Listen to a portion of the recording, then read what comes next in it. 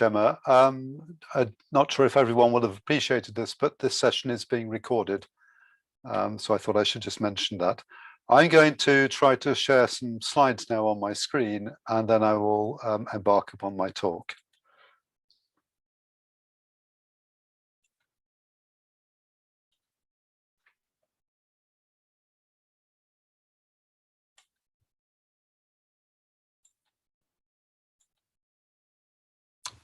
Great.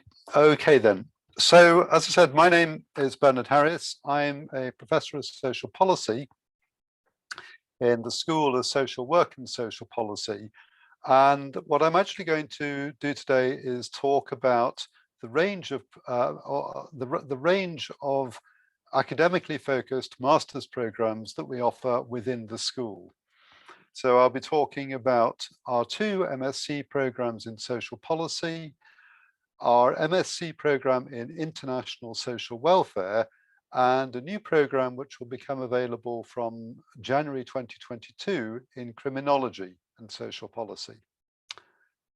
So, I'm going to be concentrating on the academic content of these programs, and Emma will probably be better placed to answer questions on the application process and any fee-related questions. But I'll try to say something about all of these issues in the presentation itself. So essentially what I'm going to do, hopefully in around 20 minutes or so, is to tell you a bit about our programs. I'm then going to talk about the units or modules from which those programs have been developed. I will say something about how we assess work within these programs. I will then say a little bit more about our project modules and dissertations, because they are the point at which you really get the opportunity to do something approaching research work of your own.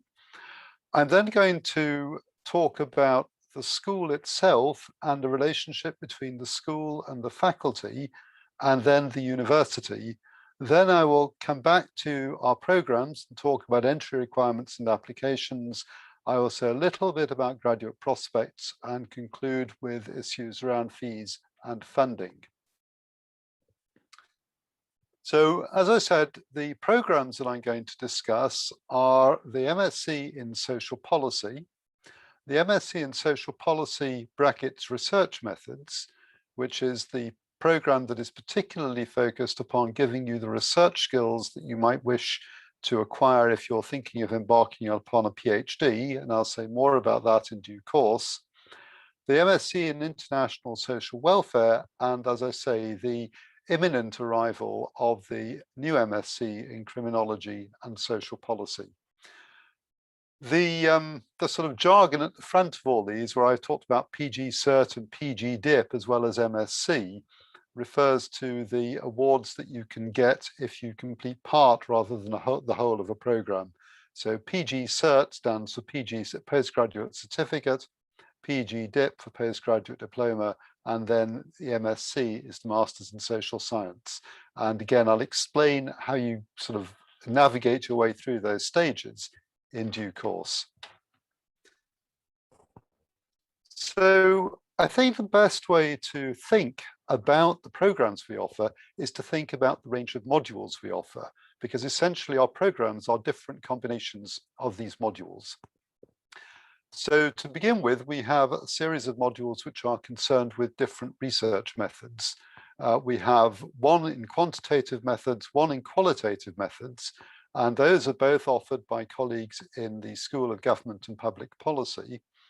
And then we have a further module on perspectives on social research, which looks at issues around the philosophy of social science research and is taught by my colleague Ian Greener in the School of Social Work and Social Policy.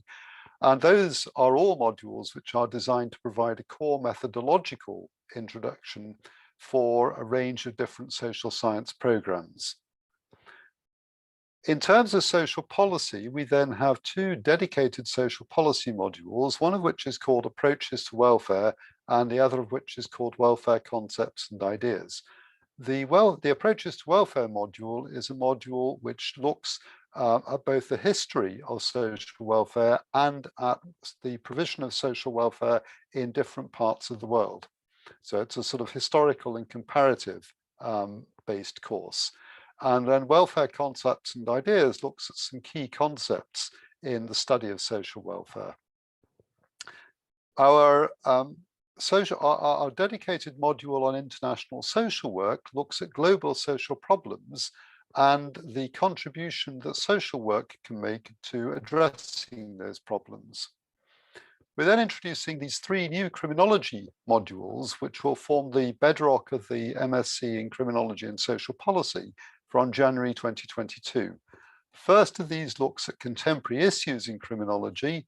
The second looks at the context within which criminal justice research is undertaken. And the third has a particular focus on issues around imprisonment and incarceration.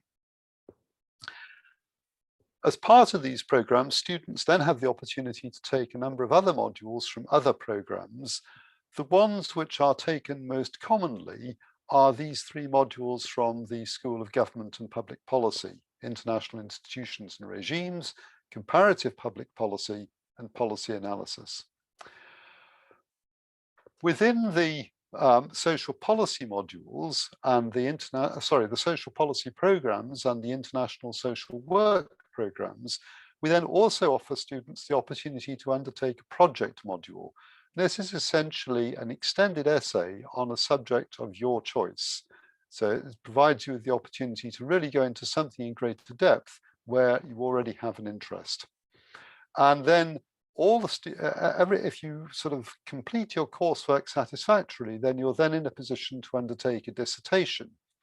And the dissertation, again, is an opportunity to undertake an extensive piece of work on a subject of your choice, but this should include a research element so that it also provides you with an opportunity to demonstrate your ability to undertake independent research. And that's a key consideration if you want to go on to do further research after your master's program.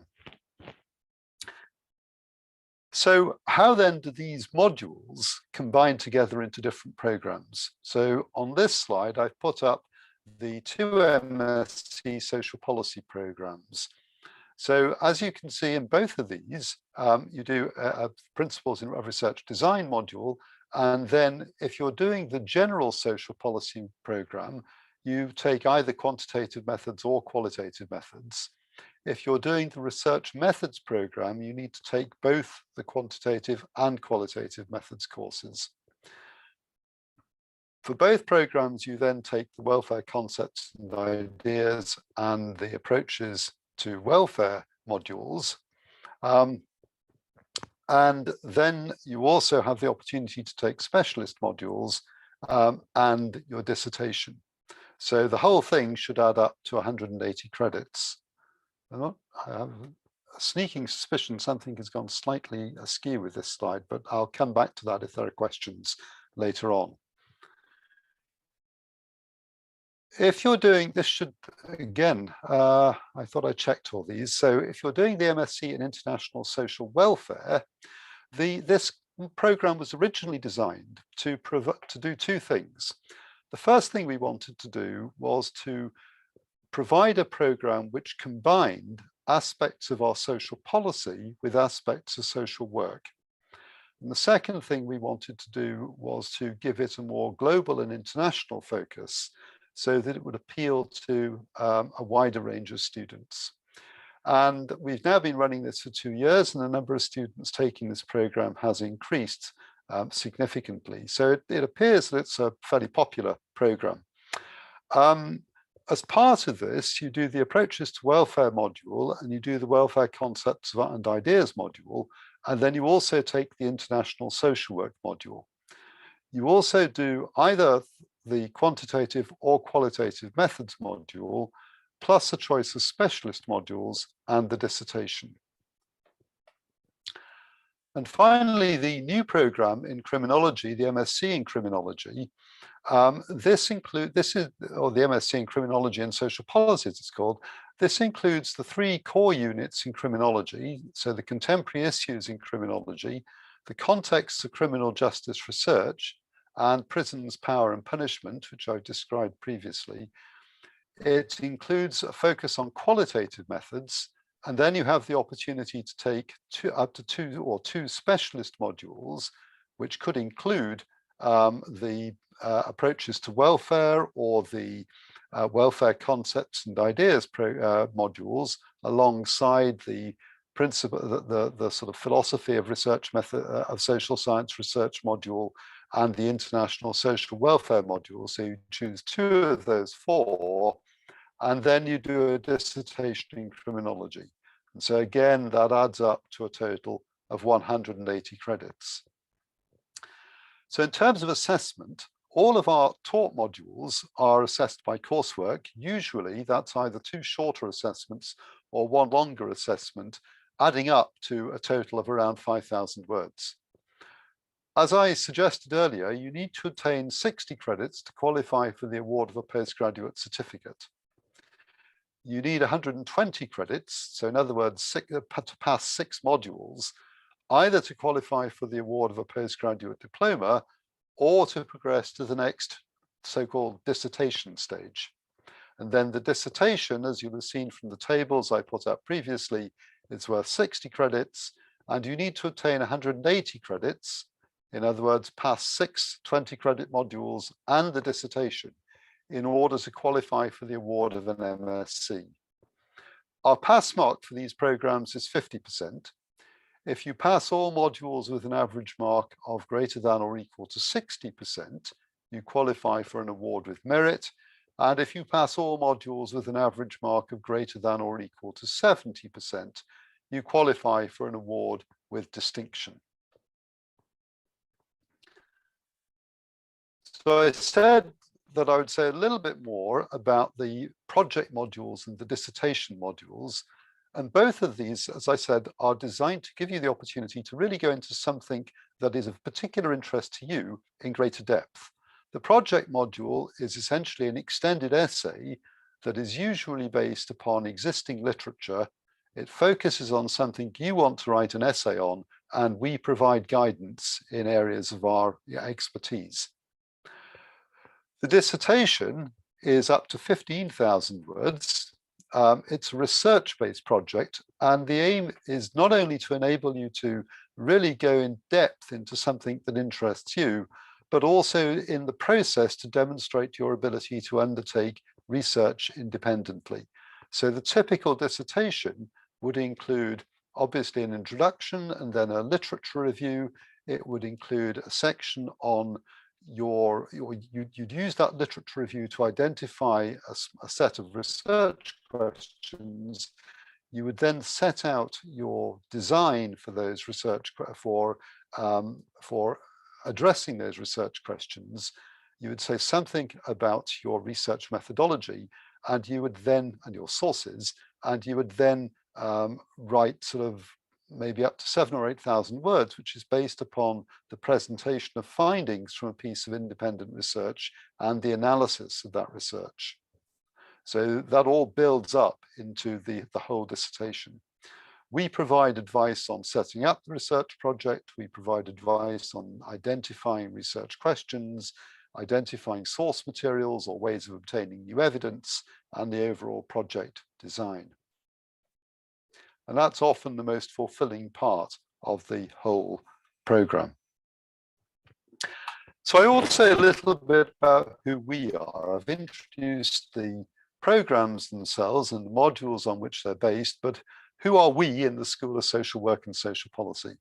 So the school itself contains around 30 academic staff, and then associated with the school, in addition to our administrative support team, we also have 2 Scottish Government funded research centres, which are the CELSIS, which is concerned with the interests of looked after children, and CYCJ, which is concerned with the experiences of young people within the criminal justice system. So as a result of this, it means that we have particular interests in the school relating to the welfare of children and young people and people who have experience of the criminal justice system. In addition to the MSc programs that I've talked about or am talking about in this presentation, we also offer undergraduate courses in social policy, social work, and education and social services. And we have a suite of vocationally oriented master's programs, which I'm not talking about here, including the master's programs in child and youth care studies, social work, and advanced residential childcare. The whole point of the master's programs I'm talking about here is that they reflect our core research interests. And the core research interests of the school is that are located in the areas of children, young people and families, health and well-being, citizenship and communities, and criminal and social justice. So our work in the area of children and young people and families, I guess, is self-explanatory. With health and well-being, we have colleagues who look both at the history of health and well-being and issues around contemporary health policy, with a particular focus on mental health. In the area of citizenship and communities, again, there's a historical angle, but there's also a contemporary angle. We look at issues around migration, around citizenship and voluntary action, and general social policy. And in the area of criminal and social justice, we look at issues around criminology, but we have a particular interest in the overlap between criminal justice and social justice. And you can find out more about our research interests by visiting our research web pages. Just to show that there are some people behind all these words, this is a set of mugshots of some of the colleagues who are involved in the delivery of these programs and the research that underpins them. And then on the following slide, I have a very quick summary of some research interests of the colleagues whose pictures I put up on the previous page. So you can see that our research interests span a whole range from global and comparative social policy to health and social care, comparative health policy, aging and marginalized communities, the history of health and social welfare, social security, the health and well-being of children and young people, imprisonment and punishment, asylum, migration, gender and interpersonal violence, health policy again, education, child poverty, policy making, the study of inequalities, public health policies, and criminal justice social work. So these issues are then reflected in the content of our programs and in the areas where we're particularly able to offer support for more specialized research activity. So the School of Social Work and Social Policy itself is one of 6 schools that exist within the Faculty of Humanities and Social Sciences. The Faculty of Humanities and Social Sciences is one of 4 faculties within the university. So at the bottom of the slide, you can see the other schools that form part of the faculty. And I think it's worth putting those up because although you're joining the School of Social Work and Social Policy, you do have the opportunity to take optional modules, which may include modules from other parts of the faculty. And the idea behind that is to give you the opportunity, if you wish, to benefit from the full range of disciplinary expertise within the faculty as a whole. So we have colleagues with specialist interests in government and public policy, in law, in English and history and media studies, in education, and in psychological sciences and health. So I ought to say a little bit about the university itself. It was founded as John Anderson's institution in 1796. So as we are often keen to point out, this was the only Scottish university that was founded during the Scottish Enlightenment.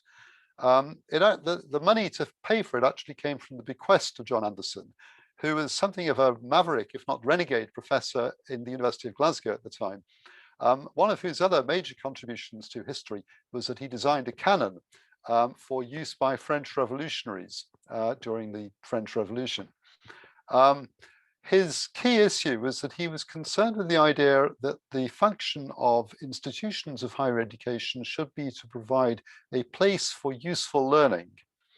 Without wishing to disparage any other local institutions, he had a conviction that the education provided at the University of Glasgow was not really focused upon what he regarded as useful learning, by which he really meant learning that would be of practical value to the ordinary people of the time.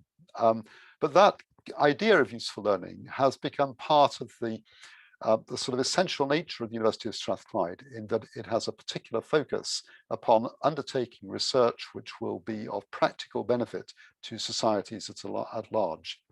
And the value of that approach has been reflected in a whole series of awards, the Times Higher Education's awards for the UK University of the Year last year, Scottish University of the Year, good rankings in the Sunday Times Good University Guide, climbing the ladder quite rapidly in the Guardian's University Guide, and we are Scotland's third largest university.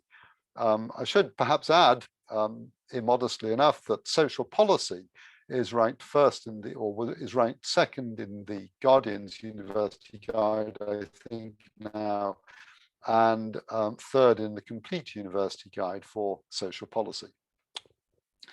One of our attractions, I think, is that we're situated in the heart of the city. We're very close to both Queen Street train station and Buchanan Street bus station.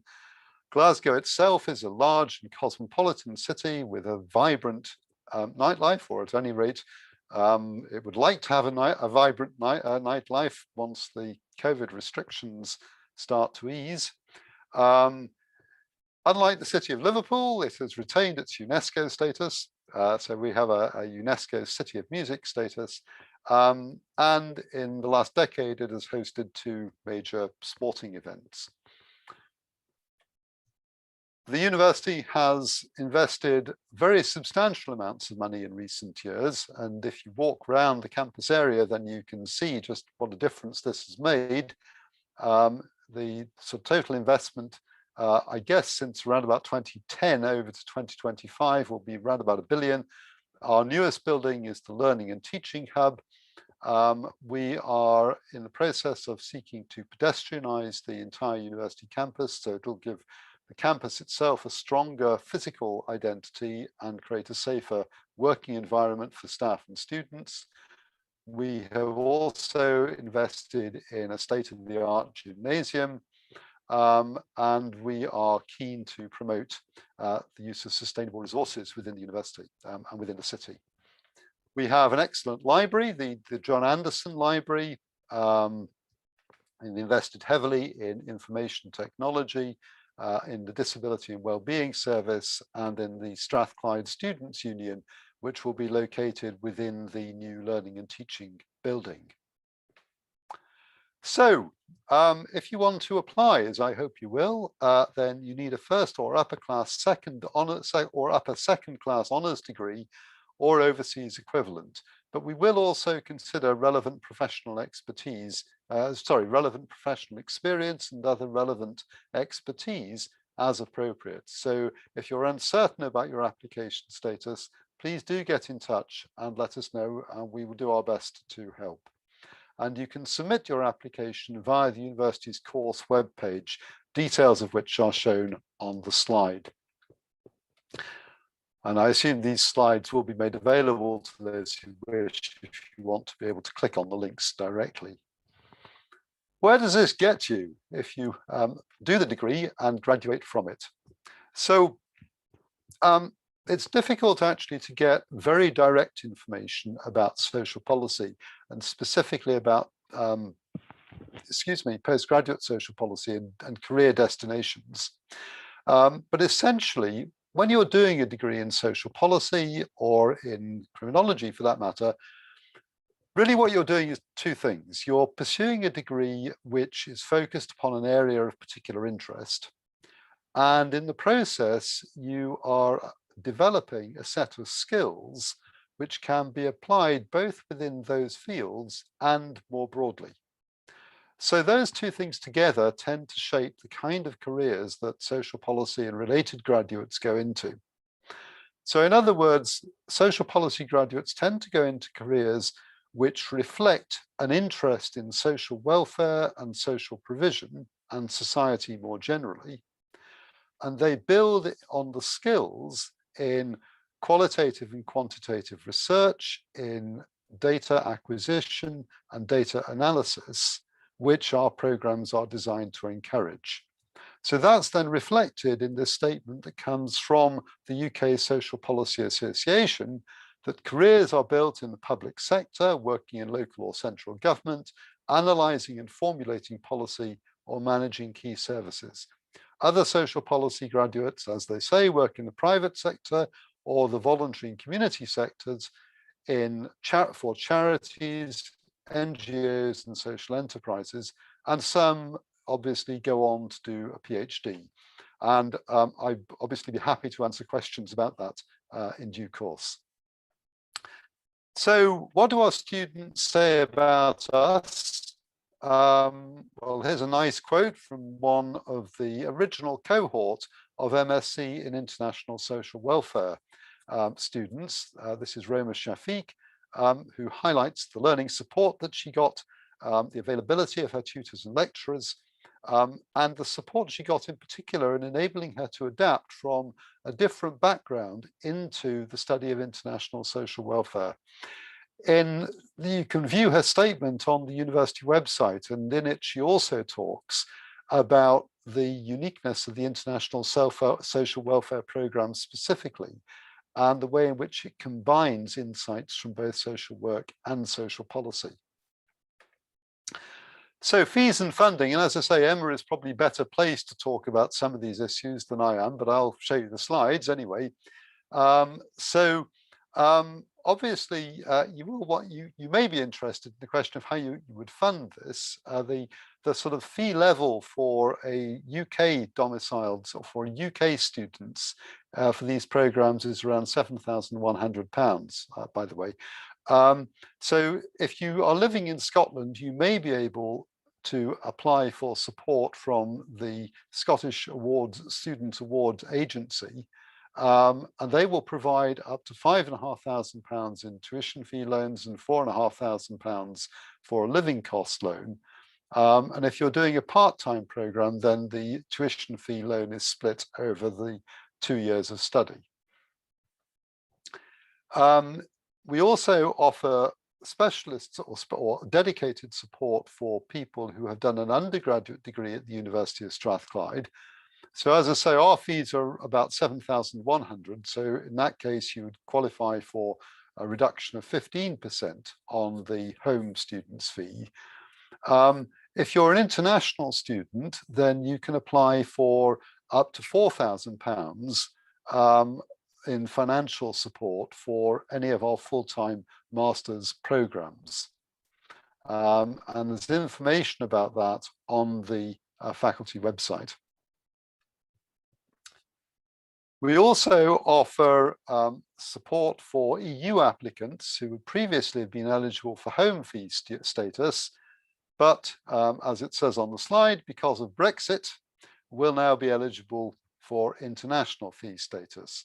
And so we are offering scholarships with a value of between £5,000 and £7,000 for programs within the faculty. And if you want further advice or assistance, then the best thing to do is to contact the generic address. This is has-pg-inquiries@strath.uk. But obviously, I can also answer questions on the content of our programs. And if there are issues that I can't help with, then I can also direct you to somebody who will be better able to do so. Okay, and that, I think, concludes my presentation. Thank you very much indeed for listening. And if you do have any questions, then I will do my best to answer, and Emma will do her best to answer. Thank you again. Thank you very much. So we've got a question that's come in already, which is good, thank you. Q&A box is at the bottom. Please feel free just to pop your questions in. So Simon has asked if you have any idea of what you would like to pursue at PhD level. Is it something you should structure the MSc Research Methods dissertation around? I think that would be a good idea, for two reasons, really. The first, I think, is that obviously, if you undertake your master's dissertation on a topic that you then think you would want to research further in the future, then doing the MSc dissertation on that topic gives you a kind of head start in terms of familiarizing yourself with the issues and helping you to identify the areas in which you might then want to undertake further research. That, I think, is a good thing anyway. It makes obvious sense. It may also help you in terms of securing funding for your postgraduate research. So let's suppose that you want to go on to do a funded postgraduate research degree. The most obvious source of funding for a postgraduate research programme in the University of Strathclyde would be the Scottish Graduate School of Social Sciences, which is the Scotland-wide body that administers research funding for the Economic and Social Research Council. So they have a competitive system which basically awards marks to you on the basis of three elements. The first of those elements is your own track record. The second is the strength of your proposal. And the third is the fit between supervisor and supervisee. So if you think about the second and third of those, if you've already done a master's dissertation on a topic, then that should put you in a much stronger position to write a really good research proposal. And if you've already built up a relationship with people in the school who have interests in that area, that will enable you to make a stronger case around the fit between supervisor and supervisee. So there are good intellectual reasons, I think, for doing a master, for choosing topics within your master's course which link to areas of potential future research interest, and there are good instrumental reasons. Lovely, thank you. So we've got another question coming from Sarah. I'm returning to uni after 15 years in employment. Is there any additional help to adjust to modern learning and reference methods? So the university does offer study skills support for people who are in that situation. And as you'll have seen from the quotation I put up from Roma, as a school, we also have a very strong commitment to providing as much support as we can to help students who are in that sort of position. I'm going to put the link in the chat to everybody to the Study Skills Centre, so you can go on and have a look and see what is available to you. I'm also going to put the link into the chat to our webpage where you can search for our courses that we have available, and gives you further information, and also has the apply link as well. So you submit your application via our website. We look for you to upload copies of your qualification. So that's your degree certificate if you have graduated, and your academic transcripts, the list of modules you've already completed. We also look for 2 references. Ideally, these should be academic. If not, we would ask for professional references, your personal statement, and if English isn't your first language, then we would look for English proficiency as well. So the applications are still open, we're still accepting, and you just go to the apply link on the website. I'm also just going to upload the link to the Strathclyde Student Pledge, which again you can see on our website, and that'll just give you a bit more information about what the university is planning for the new session as well. So the new session will begin, I'll just get the dates, I think it is the 13th. The date, yes. So the Welcome Induction Week begins Monday the 13th of September, and then the teaching will commence on Monday the 20th of September. So we've got another question come in. So I am unsure whether to select the research methods MSc. I am not planning on a PhD, but want to focus my career in research after the course. I have been accepted to the social policy MSc. Would it be easy to move over to the research one if needed? Yes, I think the answer to that is yes, because the structure of the generic MSc program essentially allows you to select the second methods module as an option module anyway, so that even within the framework of the generic module, you could choose a suite of, even within the framework of the generic program, you could choose a suite of a suite of modules which essentially conform to the structure of the research methods program. So we would then be able to transfer your registration from one to the other so that the title of the degree better reflected the combination of modules that you'd undertaken. Lovely, thank you. So any more questions, please feel free just to pop them in the Q&A section at the bottom of the screen. If you think of any questions after the webinar, then please feel free to contact us. We've also got a postgraduate drop-in session tomorrow afternoon. I think it's at 3 o'clock. And again, if you've got any questions that you think of to do with the admissions, then please drop in and you can speak to one of our senior selection officers as well. Will also be available answering any questions you may have about the admissions process at the university. So if there's any more questions, it's kind of gone quiet. Okay, I don't think there's anything else come in. Again, if you think of anything afterwards, please feel free to get in touch with us. We did record this session, so we will send it out to everybody that has attended afterwards, along with the PowerPoint as well for your reference. And then we'll have the contact details as well. So if you think of anything else, please feel free to contact us. Don't think there's any more questions at the moment, so I think we'll just draw to a close today. So thank you very much, everybody, for taking part, and we will hopefully see some of you in September. So thank you very much, everyone. Okay, thank you very much for listening, and as I say, hopefully we will meet in due course.